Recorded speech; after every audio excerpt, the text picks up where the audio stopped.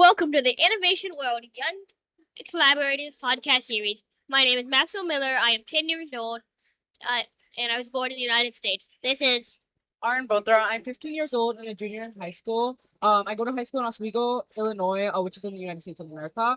And we're delighted to be attending the People Play Young Inventor Challenge in Chicago, Illinois, in the USA. We're interviewing young inventors, educators, sponsors, and judges. And our guest for this podcast is a student along with the Young Inventor Challenge judge. And we're super excited to ask you a few questions about yourself. So could you first introduce yourself and then tell us a little bit more about why you're here today and what you're doing? Yeah, of course. My name is Lia McMillan, and I'm an undergraduate student at Bowling Green State University studying product and service design with an emphasis on accessibility.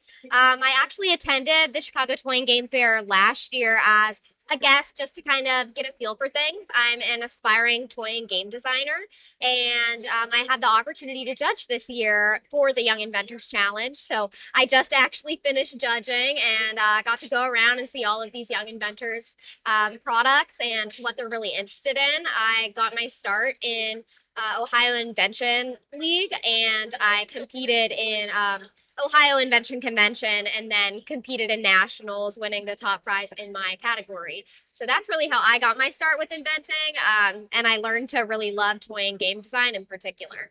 Amazing. That's just extremely cool. And I love that you were able to get started at such a young age. Can you tell us a little bit about something that's been difficult entering this field and in your process of inventing, and then something that you found rewarding? Yeah, of course. Definitely, there are a lot of difficulties that come with toy and game design in particular. I'm currently developing a card game, and materials is a big thing that comes into play with that. So it's pretty difficult to think of, what is a material that is low cost that I can use, especially for prototyping. But then what's also something that's gonna work well for all of the users and what's the best for the audience that we have. So that's been a little bit difficult, especially coming up with different iterations and prototypes for these inventions. But it's also very rewarding to get to go through those different iterations and kind of understand, what is my audience, especially because I'm very interested in accessibility. My older brother has autism, and that is part of why I'm very interested in accessibility. I used to work for a prosthetics nonprofit, and we did a lot of design work there, specifically with 3D printing. So materials is something that I worked with a lot, but also understanding, what is the tactile experience for someone who has different challenges. What's something that works well for a specific audience is something that I found really rewarding to learn about and kind of become an expert in as I'm pursuing my career further. if someone else were innovating, what would you tell them? Oh, wow. That's a big question. If someone else were innovating, what would I tell them? I think that it can be very difficult when you get your start as an inventor to kind of just go for it. And that's really what I think my biggest piece of advice would be is to just go for it, try out as many things as you can. It can be difficult, but just keep going for it. Keep going through as many iterations and prototypes as you can. Experiment with different materials. Talk to as many professionals as you can. That's something that helped me a lot. I think I started inventing when I was probably about like 10 years old. And the biggest thing that helped me was talking to professionals in the field that I was interested in. Talk to as many people as you can, network with people, and no matter what you feel like is going wrong in your invention process, just keep pushing forward. Is there anything else you would want to tell anybody? I think that kind of just to close, what my biggest thing to say would kind of just to be pursue whatever you want.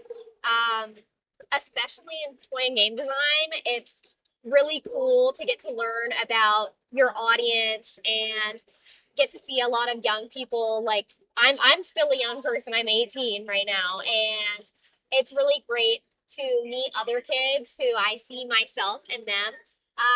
And just know that there are people out there to support you, and that a lot of people were in your shoes, and just you have a support system, and it can be hard sometimes to pursue what you want to, but you're always pushing forward in your career, and there are great universities that can support you. I love the support that I get at Bowling Green and the support that I had gotten through middle and high school. There's so many programs that can support you and people that really want to network with you and learn about what you're interested in.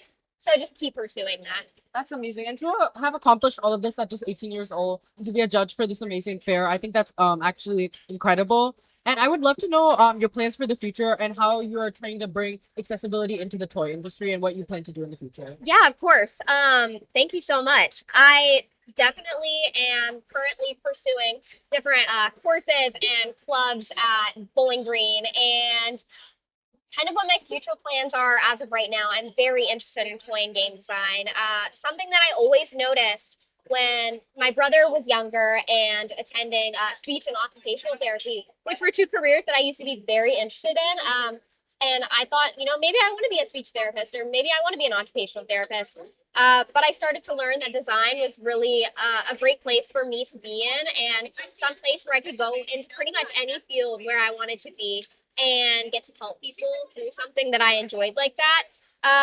So I always noticed that as occupational therapists would adapt games to be able to help with things like social skills or fine motor skills.